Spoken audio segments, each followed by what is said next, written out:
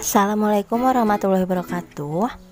Materi kita kali ini adalah tema 7 subtema 3 untuk kelas 5 tentang peristiwa dalam kehidupan. Peristiwa mengisi kemerdekaan.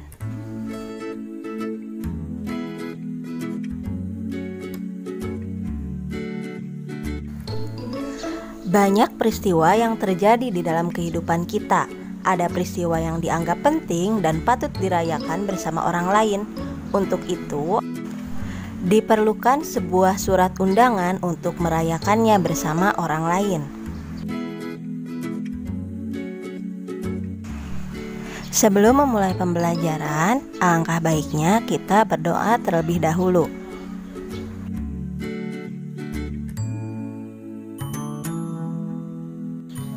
Surat undangan dibedakan atas 3 jenis, yaitu undangan resmi, undangan setengah resmi, dan undangan tidak resmi.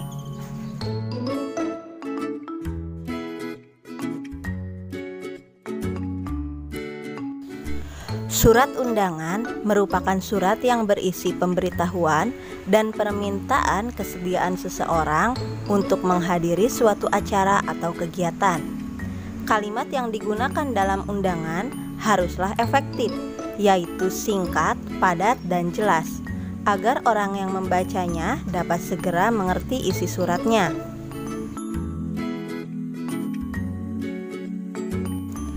Perhatikan contoh-contoh surat undangan ini.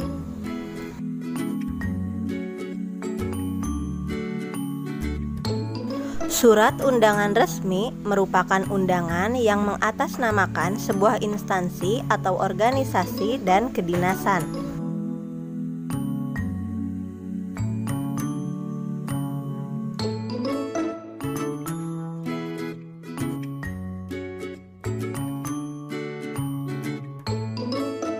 Surat undangan setengah resmi merupakan undangan yang mengatasnamakan perorangan yang ditunjukkan ke perorangan maupun instansi atau organisasi.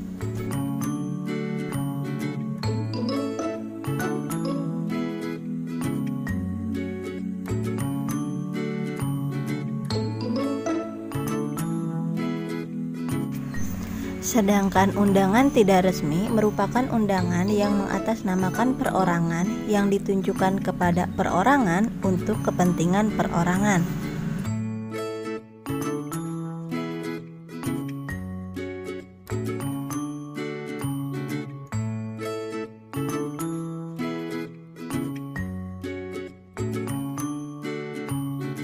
Yang membedakan jenis-jenis surat undangan adalah bagian-bagiannya. Di sini ada contoh bagian-bagian dari surat resmi.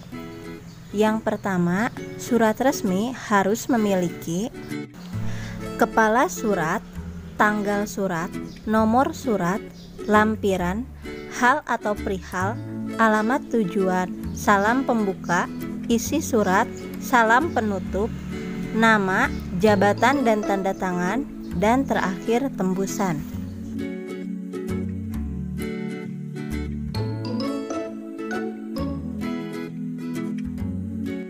Untuk lebih jelasnya, perhatikan contoh surat undangan resmi berikut ini. Di bagian paling atas di situ ada kepala surat yang berisi kop surat. Di sini contohnya kop surat pemerintahan daerah khusus Ibu Kota Jakarta, Dinas Pendidikan. Kemudian ada tanggal pembuat sebelah atas bagian kanan, lalu ada nomor lampiran sebelah kiri. Selanjutnya, nama dan alamat tujuan harus jelas. Di situ ada kepada Bapak atau Ibu ya, di situ di tempat.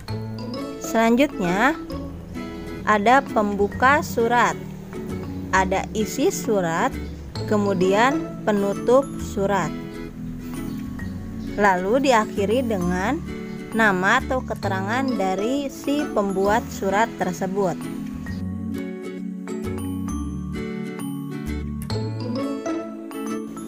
Pada materi sebelumnya, kalian sudah mempelajari tentang macam-macam perubahan wujud benda.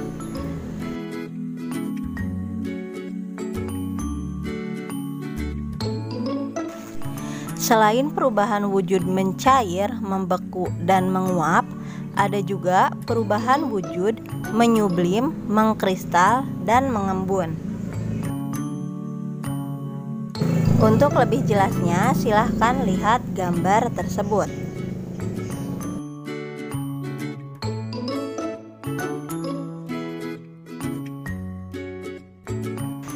Pernahkah kalian melihat kapur barus atau melihat kapur barus yang setelah disimpan di lemari kemudian menghilang atau semakin mengecil? Penyubliman merupakan peristiwa berubahnya wujud benda dari padat menjadi gas. Kapur barus merupakan benda padat yang dalam waktu tertentu akan berubah menjadi gas. Kapur barus tersebut mengalami penyubliman. Untuk lebih memahami penyubliman, kita dapat melakukan percobaan sebagai berikut.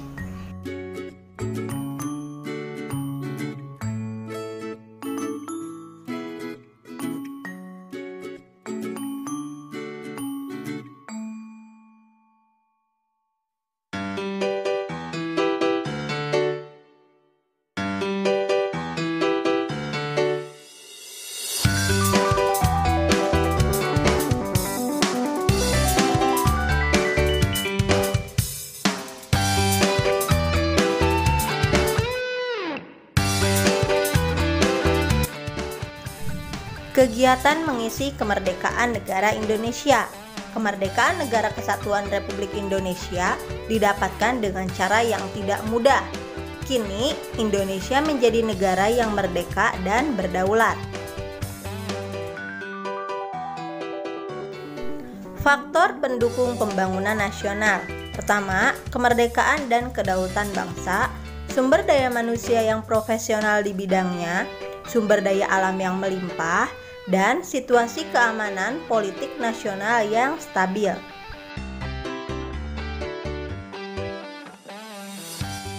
Di sini ada beberapa contoh pembangunan sarana dan prasarana di berbagai bidang. Perhatikan gambar berikut ini.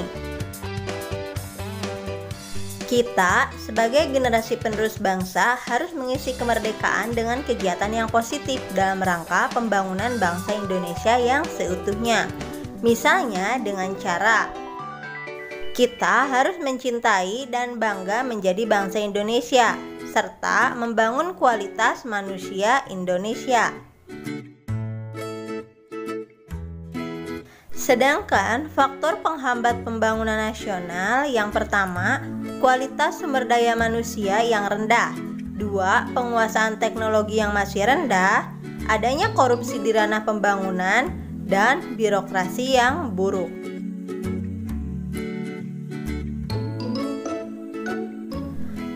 Baiklah, mungkin cukup sampai sini materi untuk kali ini. Semoga materi ini bermanfaat ya. Jangan lupa belajar.